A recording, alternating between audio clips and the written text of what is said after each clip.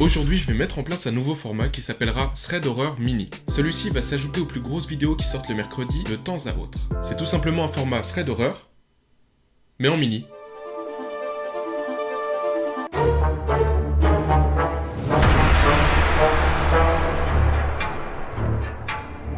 Nous suivons l'histoire d'Anna qui pour les vacances d'été se rendra avec sa famille dans un camping au sud-ouest de la France. Chaque soir, les jeunes du camping se réunissent pour discuter, faire un ping-pong, taper un foot et boire quelques bières à la fraîcheur de la nuit. Rapidement, Anna étant suffisamment sociable, elle va se rapprocher de quelques autres vacanciers, notamment 3 jeunes avec qui ça se passe super bien.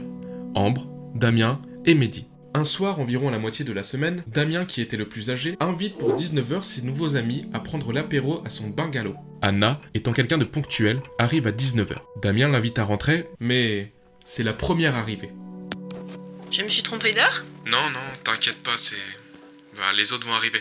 Pendant une dizaine de minutes, Damien sort des gâteaux apéro et les met dans des bols, coupe des tranches de saucisson, prépare un cocktail à base de rhum et ne se préoccupe pas une seule seconde de son invité. Pas un mot ne sort de sa bouche. Anna, un peu gênée, tout en se levant et allant vers la porte d'entrée, propose d'aller chercher les autres. Damien attrape brusquement le verre contenant le cocktail d'Anna, se retourne, bloque la sortie et le lui tend avec un gros sourire. Tiens, il est terminé. Tu me dis si t'aimes ? Oui. Oui, bien sûr, merci beaucoup. Mets-toi à l'aise. Assis-toi pendant que je termine de préparer. Anna ressent comme un frisson de malaise lui traverser le corps et se demande si le comportement de Damien est normal. Il était si sympathique, si souriant, si avenant. Mais là, il y a quelque chose dans son regard qui a changé. De la main gauche, Anna fait mine de boire quelques gorgées du cocktail et de la main droite, cachée dans son sac, elle écrit par texto quelques mots aux autres encore absents. Damien m'a enfermé chez lui. Anna, alors tétanisée, prend les devants, se lève, fait mine de répondre au téléphone et engage une discussion.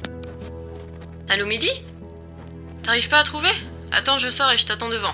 Anna, grâce à cette feinte, réussit naturellement à ressortir du bungalow. Damien s'arrête immédiatement de préparer l'apéro, se retourne, voyant Anna passer juste devant lui, impuissant. Refermant la porte derrière elle, Anna se met à courir le plus vite possible sans se retourner sur le chemin principal du camping, retrouvant Ambre et Mehdi qui se précipitaient également dans la même direction suite au message. Le petit groupe se rend à la plage non loin de là pour débriefer et ignore les messages de Damien leur demandant où il se trouvait. Mehdi n'avait pas été convié à cette soirée, ignorant même l'existence de celle-ci, et Ambre avait comme consigne d'arriver à 20h.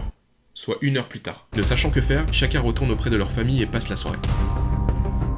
Le lendemain matin, ils se retrouvent autour de la piscine et décident d'aller voir Damien pour tenter d'éclaircir ce qui s'est passé la veille et en le confrontant directement face à face. Arrivé devant son bungalow, celui-ci semble inhabité. Mehdi tente d'ouvrir la porte, qui n'est pas verrouillée. Le bungalow est vide, plus aucune trace du passage de Damien. Anna et ses amis se rendent alors à l'accueil du camping et demandent si l'habitant du bungalow place 216 serait parti plus tôt que prévu.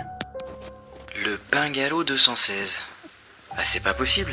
Il est mis hors service pour un problème électrique. Et ça, depuis 2 semaines.